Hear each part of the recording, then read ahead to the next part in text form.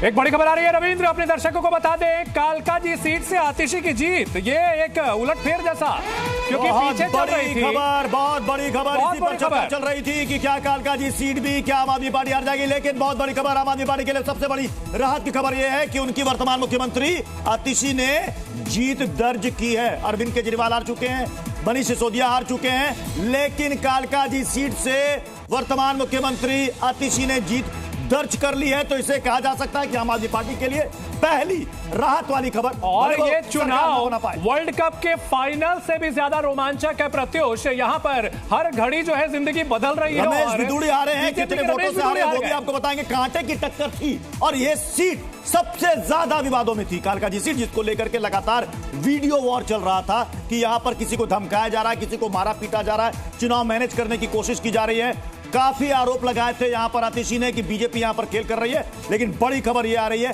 कांटे की टक्कर के बाद यहां पर आतिशी ने। अंजलि हमारे साथ जुड़ चुके हैं। अंजलि, आखिर मोमेंट में ऐसा क्या, कहां का, कौन से सीटों का, कौन से इलाके की जो है ये ईवीएम खुली जो पूरी तरह से यहां हालात बदल गए?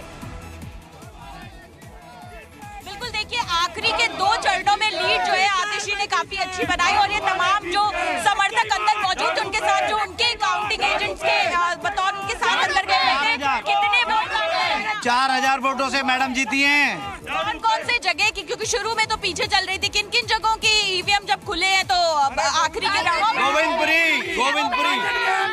गोविंदपुरी 9 से लेकर के 12 तक जो खुले हैं उसमें मैडम पूरे जीती हैं। 11वें और 12वें राउंड में उन्होंने अच्छी लीड बनाई। 9, 10, 11, 12 में 9, 10, 11, 12 में, और जो बनाई है राउंड फिर वो इतने आगे चली गई हैं, फिर रोकना मुश्किल हो गया। 4000 वोटों से आप लोग कह रहे हैं, 4000 प्लस से वोटों से जीती है, 4000 प्लस वोट। उनका पैसा, बीजेपी वालों का पैसा भी काम नहीं आया, जो कि हमें पैसा बंटवा दिया था।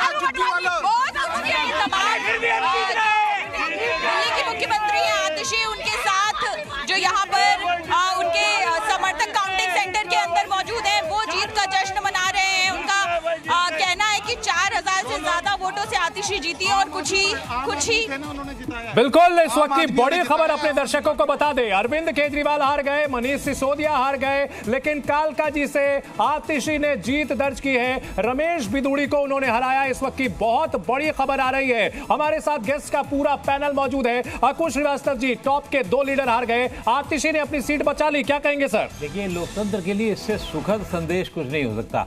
आतिशी जो बहुत सौम्य मानी जाती रही हैं, पार्टी के लिए मुख्यमंत्री रही हैं और अपने तरीके से वो काम करती, चुपचाप तरीके से वो जीत गई हैं। हारा कौन है? रमेश बिदूड़ी, जिन्होंने न जाने क्या क्या कहा था। जीतने को जीत भी जाते, लेकिन उनको हारना पड़ा, ये भी एक बहुत बड़ा संदेश है। एक और बड़ी बात है, 47 सीटें बीजेपी पे आ गई हैं। दुर्गेश पाठक आम आदमी पार्टी से चुनाव हार चुके हैं। राजेंद्र नगर से चुनाव हारे हैं दुर्गेश पाठक। ये भी आम आदमी पार्टी के बड़े नेता थे, अक्सर ये सुर्खियों में रहते थे दुर्गेश पाठक, वो भी चुनाव हार चुके हैं राजेंद्र नगर सीट से। जी, तो और दुर्गेश पाठक हार गए हैं। लेकिन मैं अब दूसरी बात करने जा रहा हूँ। बीजेपी जब 47, 48, 49 पे होगी तो जल्द फिर 2-3 दिन में आप ये भी देखेंगे कि इनके विधायकों की संख्या अचानक बढ़ के 60 भी हो जाएगी।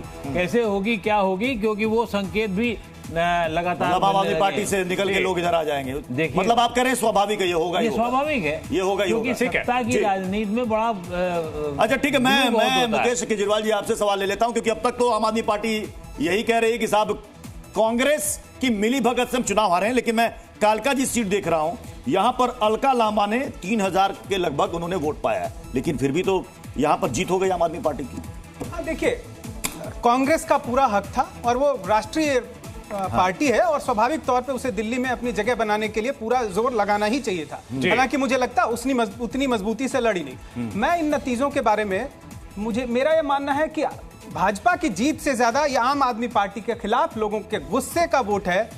अरविंद केजरीवाल और मनीष सिसोदिया सहित सभी बड़े, आतिशी ने बहुत कम मार्जिन से जीत दर्ज की है, लेकिन ये बड़े नेताओं का हारना और छोटे नेताओं का जीत जाना। के साथ क्या बात गई? अगर आप कह रहे हैं कि अगर इनकी बड़े चेहरों की हार है, आतिशी की जीत है, तो ये भी तो पार्टी के अंदर बड़ा मैसेज जाएगा, क्योंकि बीजेपी तो यही कह रही थी टेम्पररी सीएम। ये देखिए फाइनल तो यही जीत गई। वो मैसेज तब जाता है जब बहुत बड़ी जीत हो। थोड़े बहुत की, लेकिन जीत तो हुई ना, बड़े चेहरों की हार, आतिशी की जीत। मैं इसमें यह भी कहना चाह रहा था कि लोग कहते हैं कि बीजेपी ने अपनी रणनीति, आप देखिए मुस्तफाबाद से जो मोहन सिंह बिष्ट जीते जी। और उनकी जीत का मार्जिन देखिए आप जी। 38,900।